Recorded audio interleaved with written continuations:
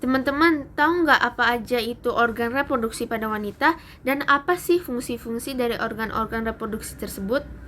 Halo semuanya, perkenalkan nama saya Gina Najwa Maswal dari kelas 9A. Hari ini saya akan mempresentasikan salah satu materi IPA kelas 9, yaitu organ reproduksi pada wanita dan siklus menstruasi pada wanita. Jadi mari kita mulai. Jadi kita mulai dengan pertanyaan. Yang pertama, apa sih itu reproduksi? Jadi teman-teman, reproduksi itu adalah proses memproduksi kembali. Dalam hal konteks memproduksi kembali keturunan. Atau juga reproduksi itu adalah proses biologi untuk memproduksi atau menghasilkan keturunan berupa spesies yang sejenis dengan induknya. Jadi manusia akan bereproduksi untuk menghasilkan keturunan berupa manusia. Kalau ayam itu akan memproduksi keturunan yang berupa ayam juga, yaitu sama spesiesnya. Jadi apa sih itu organ reproduksi? Jadi organ reproduksi itu adalah organ-organ yang terlibat dalam proses reproduksi. Dan apa sih tujuan dari reproduksi itu? Jadi yang pertama, tujuan dari reproduksi itu adalah untuk mempertahankan kelangsungan atau kelestarian suatu makhluk hidup. Jadi dapat dikatakan kalau suatu makhluk hidup itu gak dapat reproduksi, berarti makhluk itu bisa dikatakan terancam punah. Lalu yang kedua adalah untuk meningkatkan variasi genetik, khususnya dalam reproduksi seksual yang melibatkan peleburan sel jantan dan sel betina. Jadi teman-teman, di topik kali ini saya akan membahas tentang organ reproduksi wanita. Jadi organ reproduksi wanita itu terdiri atas dua, yaitu organ eksternal atau organ reproduksi wanita bagian luar, dan yang kedua adalah organ internal atau organ bagian dalam. Jadi yang pertama, saya akan membahas tentang organ eksternal terlebih dahulu.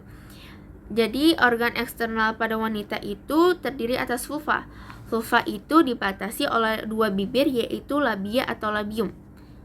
Nah, di sini kalian bisa lihat ini dua bibir itu namanya labia atau labium yang berfungsi untuk melindungi organ eksternal lainnya. Lalu yang kedua itu ada bukaan uretra. Nah, kalian bisa lihat di sini ada yang namanya bukaan uretra, yaitu akhir dari saluran kencing. Dan terakhir ini adalah bukaan vagina, yaitu fungsinya yaitu akhir saluran kelamin. Nah, yang di sini itu bukan vagina, dan yang di sini adalah bukaan uretra. Ya, dan yang di sini ada labia atau labium. Kita ke slide selanjutnya. Yang kedua adalah organ internal reproduksi wanita. Yang pertama ada ovarium. Ovarium itu disebut juga indung telur. Kenapa disebut indung telur? Karena di ovarium ini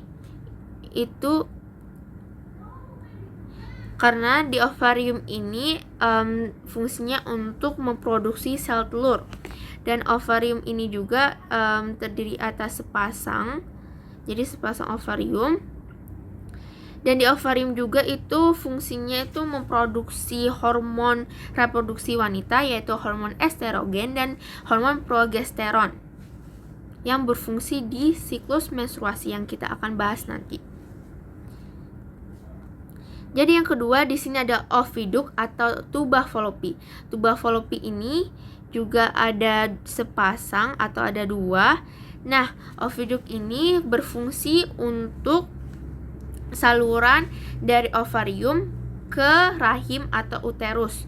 Lalu di oviduk ini juga terjadinya fertilisasi atau peleburan sel telur dan sel sperma. Dan di oviduk ini juga tempat menangkap sel telur dari ovarium. Kenapa bisa dibilang gitu? Karena di oviduk ini kalian bisa lihat di sini struktur oviduk tuh ada kayak jelmaan jari yang namanya fimbriae. Namanya yang ini. Nah, yang ini ya, yang ini. Tante. Yang ini namanya fimbriae.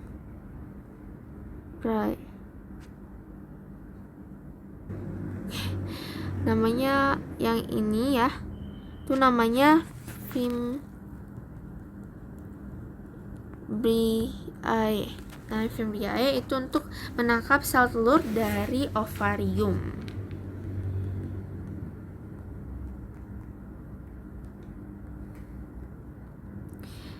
Jadi selanjutnya setelah di oviduk itu ada yang namanya rahim atau uterus. Rahim atau uterus itu terdiri atas 3, yaitu yang pertama ada rongga rahim, yang kedua ada dinding rahim, tepatnya dinding rahim bagian dalam atau yang disebut endometrium, lalu ada leher rahim atau disebut juga cervix.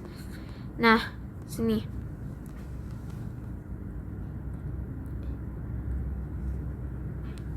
Nah, yang ini namanya rahim atau uterus. Nah, yang di sini, yang di tengah itu namanya adalah rongga rahim. Rongga rahim ini berfungsi untuk tempat berkembangnya embrio. Jadi kita dulu pas dalam kandungan ibu itu kita di dalam sini, teman-teman. Kita berada di dalam kandungan ibu selama 9 bulan di namanya rongga rahim. Di rongga rahim. Dan setelah di rongga rahim kan nih ada dinding. Dindingnya itu ada lapisan dinding gitu. Itu namanya dinding rahim atau endometrium. Lebih tepatnya dinding rahim bagian dalam. Nah, si dinding rahim bagian dalam atau endometrium ini berfungsi untuk tempat melekatnya embrio atau janin. Tempat melekatnya embrio. Lalu di sini yang aku lingkarin sekarang itu namanya adalah leher rahim atau cervix. Jadi yang terakhir di sini adalah ada vagina. Yang ini ada namanya vagina. Nah, vagina itu yang pertama fungsinya adalah alat kopulasi. Apa sih itu kopulasi? Kopulasi adalah proses masuknya alat kelamin jantan ke alat kelamin betina. Nah, di vagina ini juga merupakan saluran keluarnya bayi dari kandungan keluar lewat vagina. Lalu fungsi dari vagina juga itu tempat keluarnya darah haid atau menstruasi. Dan juga di vagina ini adalah alat pelindung dari patogen, melindungi si rahim atau uterus dari patogen. Nah, kita ke slide selanjutnya. Nah, di sini saya akan membahas tentang siklus reproduksi wanita. Nah, teman-teman, sebelum kalian tahu tentang siklus reproduksi wanita, kalian wajib banget tahu tentang hormon reproduksi wanita yang dihasilkan dari 2 tempat. Yang pertama ada dihasilkan dari otak, yang lebih tepatnya dihasilkan di kelenjar hipofisis anterior atau otak bagian depan, dan dihasilkan oleh ovarium. Jadi yang pertama kita akan membahas tentang hormon reproduksi wanita yang dihasilkan oleh otak, yang lebih tepatnya yang dihasilkan oleh kelenjar hipofisis anterior. Yang pertama ini ada hormon FSH atau follicle stimulating hormone. Nah, si FSH ini berfungsi untuk memicu perkembangan folikel di ovarium. Nah, di sini tuh ada gambaran kelenjar hipofisis anteriornya. Nah, ini ya, teman-teman. Lalu di sini juga ada nih. Ini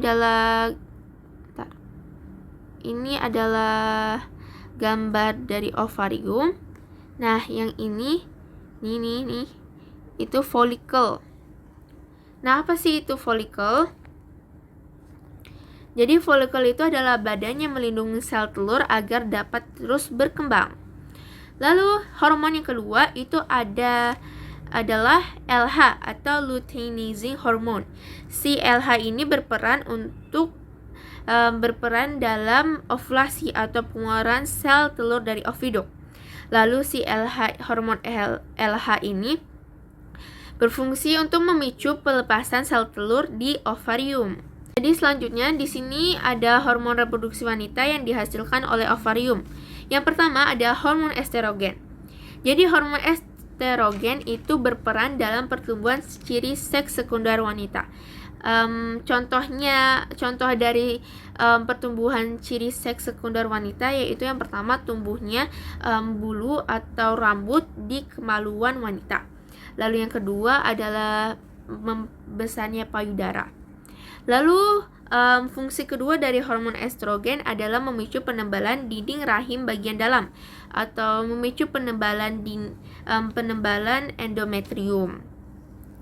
Lalu yang kedua, hormon yang dihasilkan oleh ovarium yaitu adalah hormon progesteron, yaitu fungsinya untuk mempertahankan ketebalan dinding rahim bagian dalam atau mempertahankan ketebalan dari si endometrium. Nah, sebelum kita ke siklusnya, kalian harus wajib tahu tentang proses pengeluaran sel telur atau ovulasi. Nah, proses pengeluaran sel telur atau ovulasi itu terdiri atas 3 tahap, yaitu yang pertama tahap praovulasi atau fase folikuler, yaitu fase sebelum ovulasi. Lalu yang kedua adalah fase ovulasi, dan terakhir adalah fase pasca ovulasi atau fase luteal atau fase yang terjadi setelah fase ovulasi. Nah, proses pengeluaran sel telur atau ovulasi ini dipengaruhi oleh 2 hormon, yaitu hormon FSH dan LH yang diproduksi oleh otak, lebih tepatnya oleh kelenjar anterior hipofisis. Nah, jadi kita akan bahas tentang fase praovulasi dulu atau fase folikuler. Nah, fase praovulasi atau fase folikuler itu adalah fase atau tahap di mana folikel itu berkembang di dalam ovarium. Nah, by the way teman-teman, ovulasi itu terjadinya di ovarium ya. Nah, di sini kalian bisa lihat nih ada grafik. Nah, di fase folikuler ini kalian bisa lihat si si grafik FSH-nya tuh naik karena kembali lagi tujuan atau fungsi dari hormon FSH itu untuk memicu perkembangan folikel. Nah, kan di fase folikuler ini folikel itu lagi berkembang nih. Jadi hormon FSH itu sangat penting. Nah, di fase folikuler kalian bisa lihat di sini ini berkembangnya folikel di ovarium. Ini dari folikel yang belum matang sampai folikel yang udah matang atau folikel tersier. Lalu yang kedua adalah fase ovulasi. Nah, setelah folikel itu udah matang, selanjutnya si sel telur ini akan melepas dirinya dari si folikel yang udah matang itu. Nah, seperti kalian lihat di sini, si hormon LH-nya tuh naik. Karena apa? Fungsi dari hormon LH, karena hormon LH itu berfungsi untuk memicu keluarnya si sel telur dari ovarium. Nah, setelah melepas dari folikel, nah si sel telurnya itu akan keluar dari ovarium. Dari ovarium menuju oviduk. Makanya si LH ini di tahap fase ovulasi atau pengeluaran sel telur itu dia naik karena kembali lagi fungsi dari hormon LH. Dan terakhir yaitu fase pasca ovulasi atau fase luteal. Nah, si folikel yang ditinggalin oleh sel telur ini akan membentuk badan kuning. Nah, ini badan kuningnya yang namanya corpus luteum.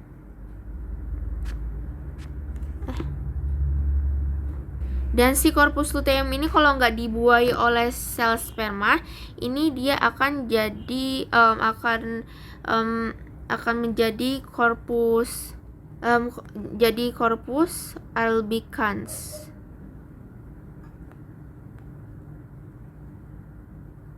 Seharusnya di sini ada gambar lagi di sini ya. Kalau nggak dibuahin oleh sel sperma.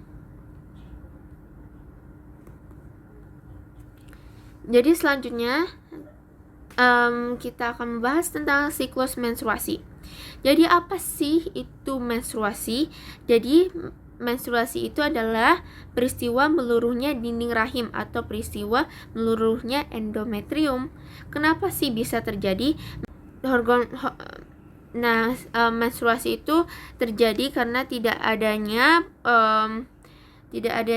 peleburan antara sel sperma dan sel telur. Akhirnya sel telur itu sel telur dan dinding rahim itu meluruh, dan juga itu dipengaruhi oleh dua hormon, yaitu hormon estrogen dan hormon progesteron. Dan kenapa sih keluarnya kok darah, kenapa nggak lain? Nah, seperti yang diketahui, kalau di dinding rahim itu terdiri atas banyak pembuluh darah.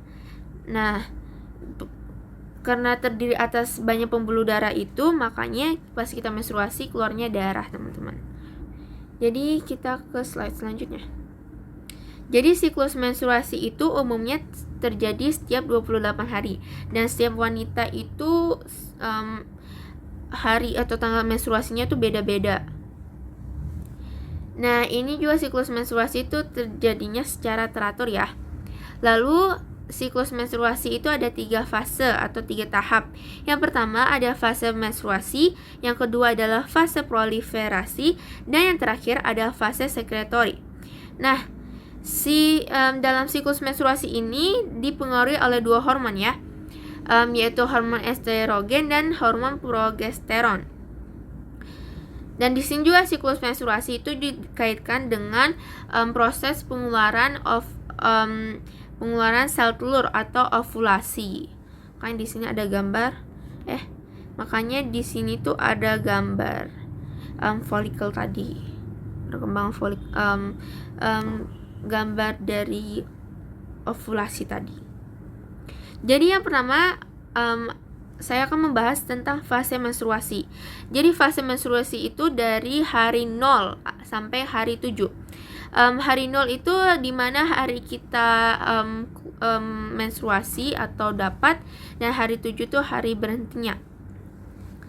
Nah, di sini kalian bisa lihat di diagram ini. Nah, di sini kalian bisa lihat ada diagram, ada grafik estrogen dan progesteron. Nah, di fase menstruasi ini kalian bisa lihat di sini nih grafik dari hormon estrogen dan progesteronnya tuh turun. Kenapa bisa turun? Karena pada masa menstruasi ini kan dinding rahim meluruh.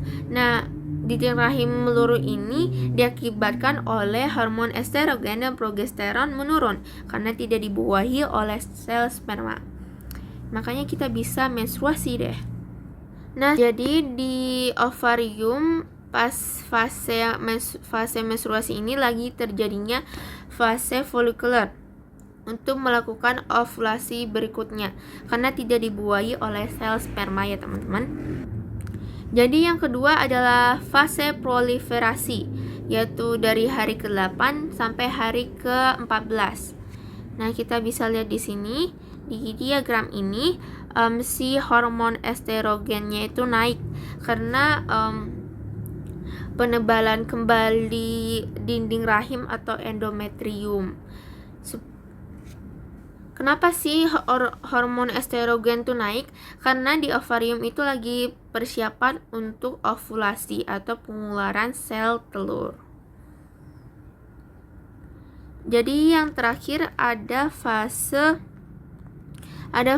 sekretori, yaitu pada hari ke-15 sampai hari ke-28. Nah, kita lihat di grafik ini. Di sini tuh dinding rahim menebal, ya kan? Bentar. Dinding rahim menebal dan si hormon progesteronnya tuh naik karena fungsi dari progesteron itu mempertahankan ketebalan dinding rahim. Nah nih, mempertahankan dinding rahim. Jadi teman-teman, penebalan dinding oleh hormon progesteron ini sambil menunggu sel telur untuk dibuahi. Nah, sesuai namanya fase sekretory, di sini juga terjadi sekretory zat-zat sekretory yang penting untuk perkembangan embrio. Perkembangan embrio hasil pembuahan sel telur. Nah, di sini juga ada pengecualian, yaitu kalau sel telurnya nggak dibuahi oleh sel sperma, itu akan kembali ke fase awal, yaitu fase menstruasi. Dan hormon estrogennya turun dan hormon progesteronnya turun yang menyebabkan dinding rahim luruh dan terjadinya menstruasi. Jadi selengkapnya kalian bisa lihat di diagram siklus menstruasi ini. Nah, di sini juga ada penggabungan grafik antara LH dan FSH dengan hormon estrogen dan progesteron. Kalian bisa lihat di sini. Dan sekian dulu materi presentasi saya kali ini. Semoga bermanfaat dan maaf jika selama saya melakukan presentasi saya melakukan banyak kesalahan. Dan terima kasih sudah menonton dan see you on the next presentation. Dadah.